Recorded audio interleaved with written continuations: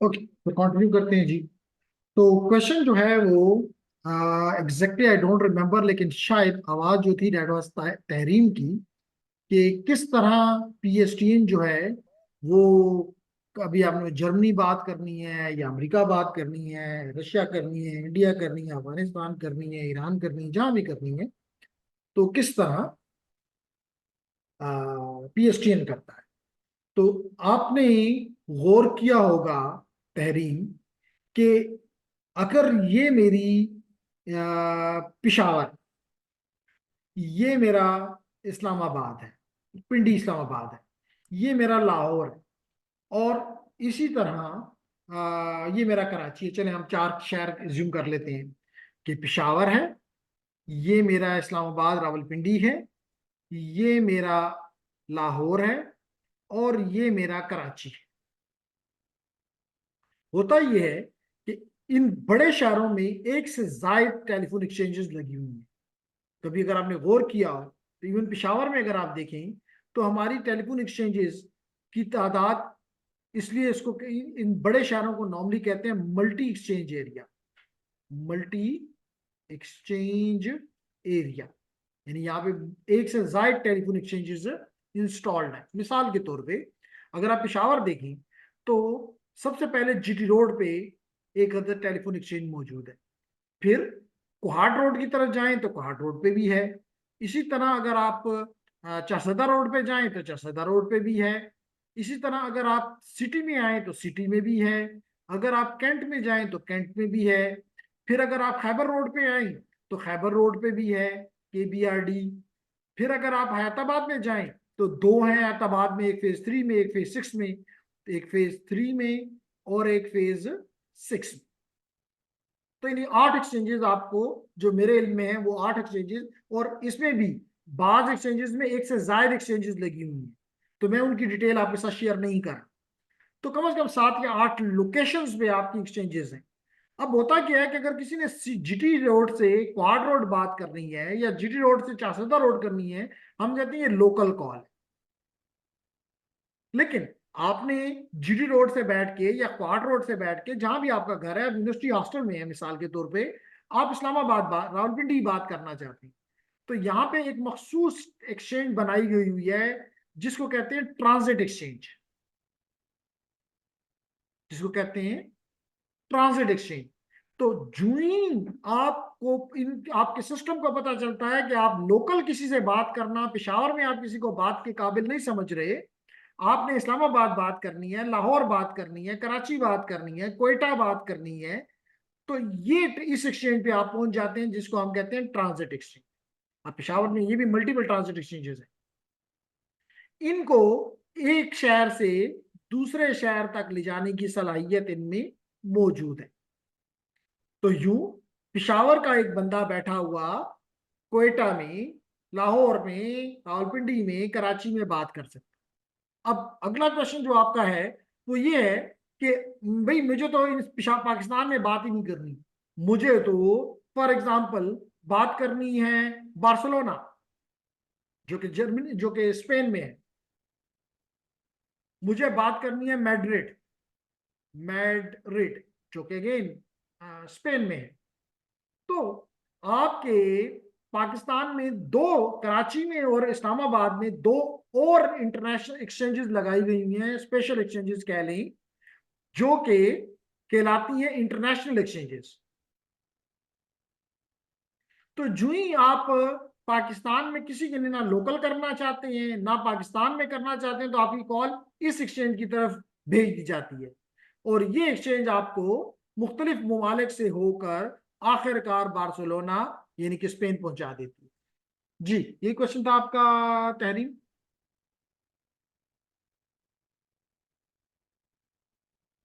ये यस किसका था? सर। तहरीम का ही था या किसी और का था?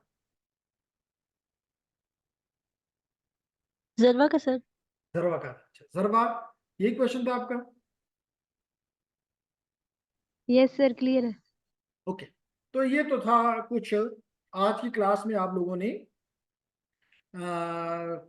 नेटवर्किंग पे रहने की बजाय जंप की, पहले सेलर पे और फिर सेलर की डिटेल्स पे और फिर पीएसटीएन की डिटेल्स पे, तो अच्छी बात है, तो कोई बुरी बात नहीं है कि जेनेरिक नॉलेज जो है वो नेटवर्क इंजीनियर्स को होना चाहिए, कि अगर वो किसी से भी बात करें तो they should have the knowledge के जी किस तरह ये सब कुछ होता है। तो it is nice, not bad. लेकिन मेरा आज का टॉपिक जो है कि सर। आपको, जी जी बोलें। सर, हमें जो फ्रीक्वेंसी देते हैं जिस तरह 900 से 905 तक, तो ये फ्रीक्वेंसी हमारी बीटीएस को मिलती है या बीएससी को? ओके, होता ये है, क्वेश्चन ये पूछा गया कि ये जो हम मिसाल के तौर पर सबसे पहले तो ये है कि एक टेक्नोलॉजी को एक मखसूस फ्रीक्वेंसीज मिलती हैं, जैसे मिसाल के तौर पे जीएसएम है, जिसको आप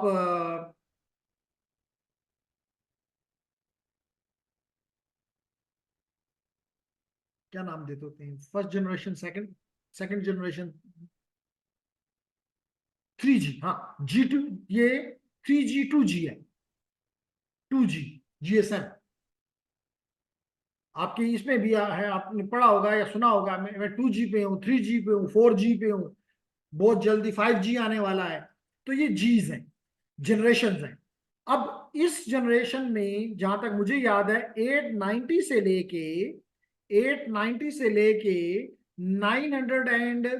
925 तक, इफ आई रिमेम्बर करेक्टली, या 935 है, ये 35, पूरी दुनिया में ये 35 मेगाहर्ट्ज का इसके पास बैंड है, अपलिंक के लिए और इसी तरह डाउन लिंक के लिए। अब ये पूरा का पूरा बैंड हर मुल्क इस्तेमाल करेगा अगर वो जीएसएम इस्तेमाल करना चाहते हैं। अब इसमें इस 35 मेगाहर्ट्ज में उस मुल्क की, जैसे पाकिस्तान में पीटीए है, फिर वो जितनी भी कंपनीज होती हैं उनमें इसको बांट देती है। जैसे मैंने एज्यूम किया कि पहली कंपनी को 5, सेलेक्ट करो कि 7 कंपनीज हैं, हर एक को उन्होंने 5-5 मेगाहर्ट्ज उन पे बेच दी। अब हम इज्यूम करते हैं कि पहली कंपनी को 890 से 895 को हुआ, दूसरे को 95 से 900 का हुआ, दूसरे को 900 से 905 तक हुआ, एंड सो ऑन। अब ये 5 मेगाहर्ट्ज इस कंपनी के पास है, जैसे मर्जी ये इस्तेमाल करे, इसको कोई इस पे, क्योंकि 5 मेगाहर्ट्ज कौन सी, सिर्फ वो जो इसको दी गई है कि 890 से लेके 895 तक। दूसरी कंपनी को भी 5 मेगाहर्ट्ज, अगर वो बड़ी कंपनी है तो 10 मेगाहर्ट्ज भी ले सकती है, लेकिन हम ज्यूम करते हैं कि चले चले उसको 10 दे देते हैं, बड़ी कंपनी है, तो वो 905 से लेके 915 तक इस्तेमाल करेगी।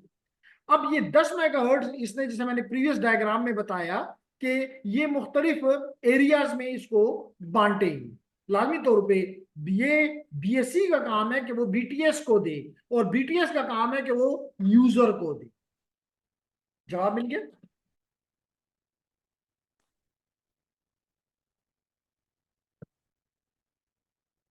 Yes sir. और ये प्लानिंग का हिस्सा होता है। जब आप प्लानिंग करते हैं किसी भी नेटवर्क की भी, स्पेशली वायरलेस नेटवर्क की प्लानिंग में होते हैं, तो ये सारी चीजें आपने प्लान करनी होती हैं पहले पेपर पे, और फिर आप दुनिया के हवाले, यानी प्लान इम्प्लीमेंटेशन वालों के हवाले करते हैं, और फिर उसको इस्तेमाल किया जाता है। तो उम्मीद करता हूँ कि तो आपको। सर, फिर एमएससी का मतलब इसमें क्या काम होगा कि स्विचिंग, हमारे पास ये तो? स्विचिंग क्वेश्चन ये पूछा गया कि एमएससी का क्या काम है। तो एमएससी का काम, जैसे ये आपको नजर आ रहा है, इसका काम है कि एक बीएससी से अगर कोई भी, यानी एक बीटीएस, एक यूजर से बीटीएस पे आया, बीटीएस से बीएससी की तरफ आया, वहां से स्विचिंग सेंटर पे आया, ये बाज का तो ये बीएससी भी स्विचिंग का काम करता है। कि मिसाल के तौर पे इसके अंडर 4 बीटीएस हैं, अगर आप एक बीटीएस से दूसरी बीटीएस में ले जाते हैं तो यही स्विच कर देगा आपको कि बीटीएस नंबर 1 से आया है एक सिग्नल, तो इसको बीटीएस नंबर 3 पे भेज दो। लेकिन अगर ये किसी दूसरे ऑपरेटर के लिए है, ये फिक्स लाइन के लिए है, ये किसी दूसरे बीएससी के लिए है, तो फिर तो ये खुद उसको नहीं स्विच कर सकता, that will go to the MSC. MSC mean switching centre. ये इस कॉल को जो इधर से आई है उसको किसी दूसरे बीएससी की तरफ या पीएसटीएन की तरफ स्विच कर देगा कि ये लो, तुम इसको हैंडल करो। जी, जिसका भी क्वेश्चन था, बात समझ में आई? Yes sir. जी, एनी अदर क्वेश्चन?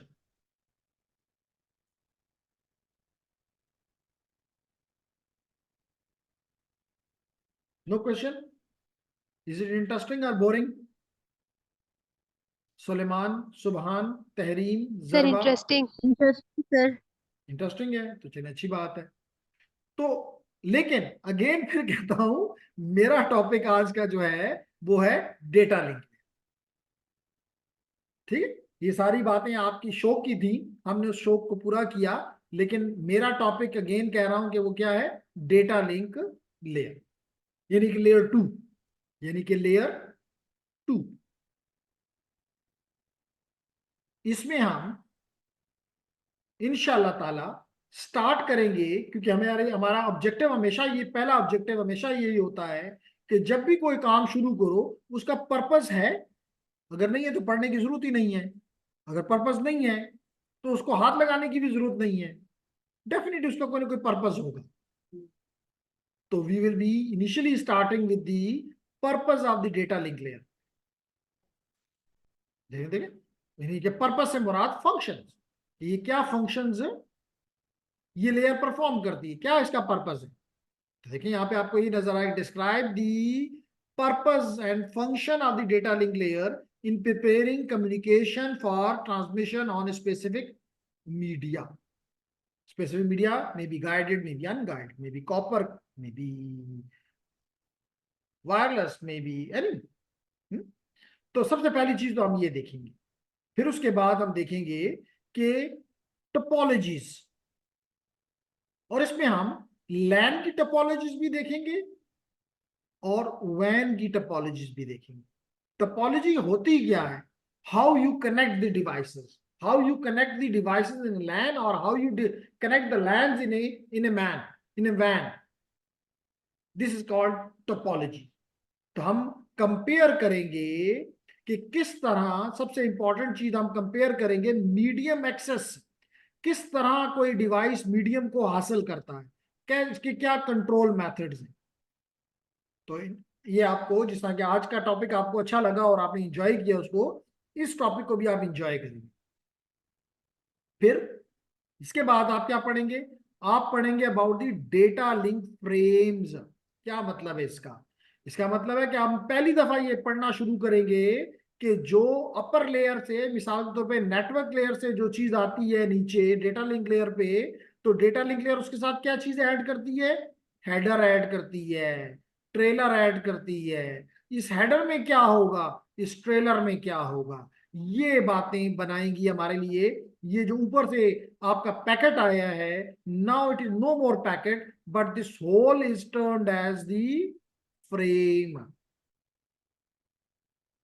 कुछ बात समझ आ रही? और हम दो तरह के फ्रेम्स में इंटरेस्टेड हैं, लेकिन इस कोर्स में हम ईथरनेट के फ्रेम में इंटरेस्ट शो करेंगे, और यही टॉपिक हम नेक्स्ट कोर्स में, जो स्विचिंग राउटिंग वायरलेस एसेंशियल का कोर्स है, उसमें WLAN में जब जाएंगे, वाईफाई में जाएंगे, तो उसका फ्रेम भी हम स्टडी करेंगे, लेकिन वो इस कोर्स में नहीं, अगले कोर्स, क्योंकि ये दो बड़ी इंपॉर्टेंट टेक्नोलॉजीज हैं लैन के परस्पेक्टिव से। वायर्ड में ईथरनेट और वायरलेस में WLAN, वायरलेस में WLAN। तो हम इन दो टेक्नोलॉजीज के फ्रेम्स को पढ़ने में इंटरेस्ट शो करेंगे। कुछ बात समझ में आ रही?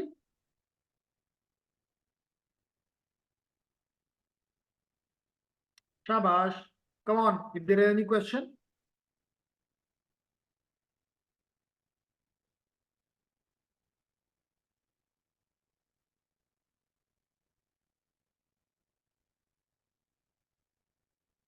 अब उधर कहते हैं क्लियर है, अच्छी बात है जी कि क्लियर है।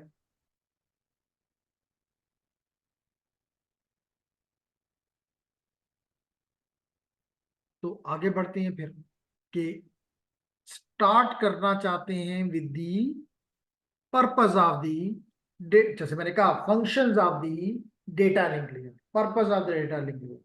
लेकिन ये बहुत अच्छा आपको पर्पस आपको जो समझ आएगा, दैट विल, जब आप फ्रेम पढ़ेंगे, मिसाल के तौर पे ईथरनेट का फ्रेम पढ़ेंगे, और ईथरनेट के फ्रेम में आपको पता चलेगा कि आप एक्स्ट्रा 18 बाइट्स ऐड कर रहे हो, 18 बाइट्स ऐड कर रहे हो, हर बाइट का कोई ना कोई फंक्शन होगा। तो आपको बड़ी क्लियरली समझ आ जाएगा कि डेटा लिंक लेयर का क्या फंक्शंस हैं, पर्पस है। क्लियर?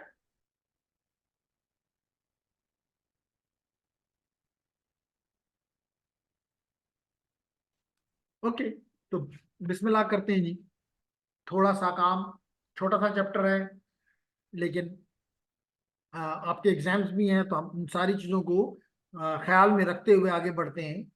तो कहता है कि जी the data link layer is responsible for communication between end devices and device network interface cards.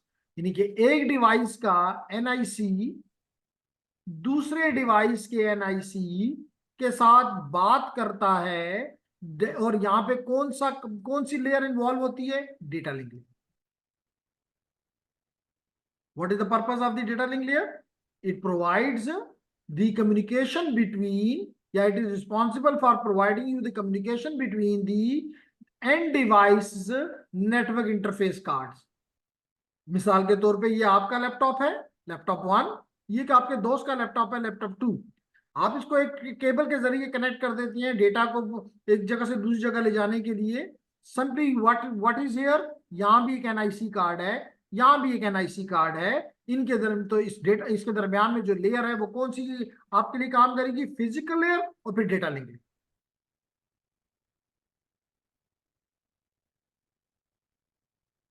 Number two, जब भी अपर लेयर से मुराद network layer, network layer, network layer से जब डेटा आएगा डेटा लिंक लेयर के पास, तो ये कह रहा है it allows upper layer protocols, upper layer से मुराद network layer, transport layer, the to access the physical, और इसके नीचे क्या है? फिजिकल मीडिया, यानी कि physical layer, physical media.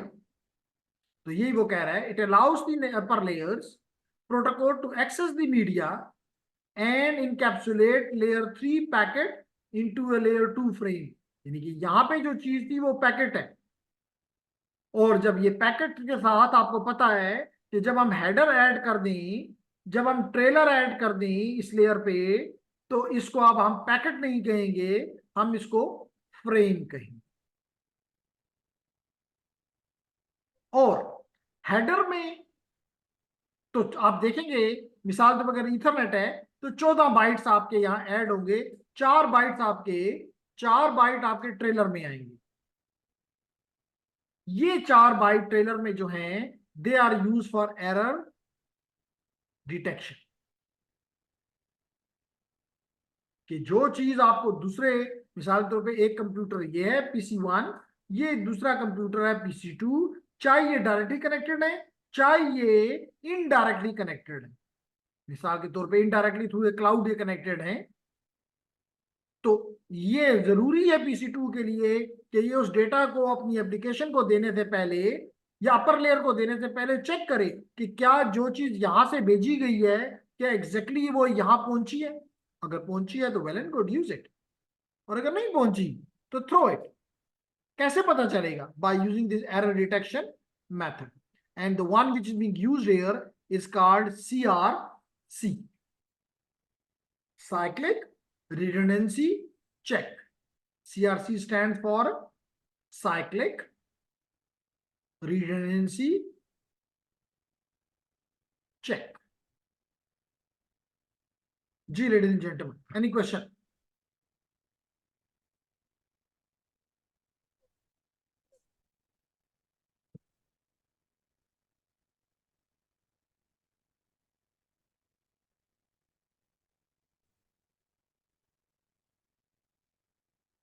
No, sir.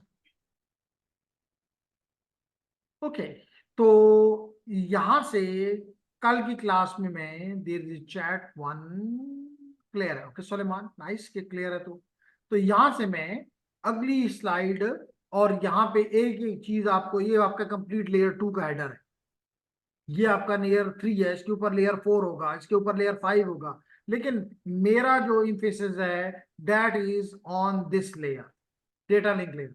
और ये बताऊंगा कि इंटरनेट में ये लेयर 2 सब लेयर में डिवाइड होती है। दो सब लेयर्स में डिवाइड हो जाती है। अपर लेयर को कहते हैं एलएलसी, लॉजिकल लिंक कंट्रोल, और नीचे वाले को कहते हैं MAC, medium access control. Logical link control LLC और मैक, मीडियम एक्सेस कंट्रोल। तो हम ये देखेंगे कि इन दो लेयर्स, क्यों हमने एक लेयर को दो में तोड़ा, और फिर क्या एलएलसी का काम है। लाजमी तौर पे पहले कहा हर चीज का फंक्शन है। जैसे रब ने कोई चीज भी बगैर फंक्शन के, बगैर मकसद के नहीं बनाई। चाहे वो समंदर है, चाहे वो दरिया है, चाहे वो जमीन है, चाहे वो आसमान है, हर चीज का, पत्थर है, उसका फंक्शन है, उसका मकसद है। इसी तरह इंजीनियर भी, साइंटिस्ट भी जो चीज बनाता है तो उसके ज़हन में उसका कोई ना कोई मकसद जरूर होता है। हम ये भी देखेंगे कि ये अपर लेयर को किसने स्टैंडर्डाइज किया, और इस नीचे की यानी कि मैक सब लेयर को किसने, कि कौन कौन सी सब मैक सब लेयर्स हैं और इनके क्या स्टैंडर्ड्स के नाम। कुछ मेरी बात समझ में आ रही?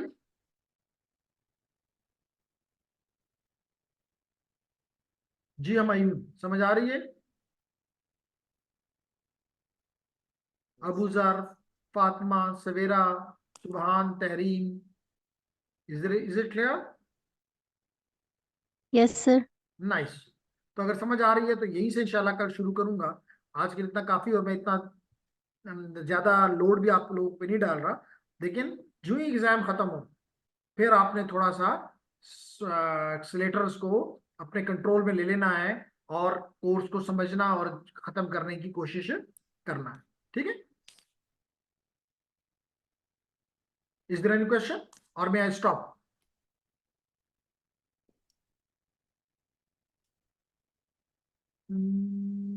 देखिए अब मयून का कहना है कि जी क्लियर है, तो चलें जी, everyone is clear, it's great for me. I stop here. अल्लाह हाफिज टू एवरीवन, सी यू इंशाल्लाह। अल्लाह हाफिज सर। अल्लाह हाफिज अल्लाह बच्चे, हाफिज सर। एवरीवन अल्लाह हाफिज।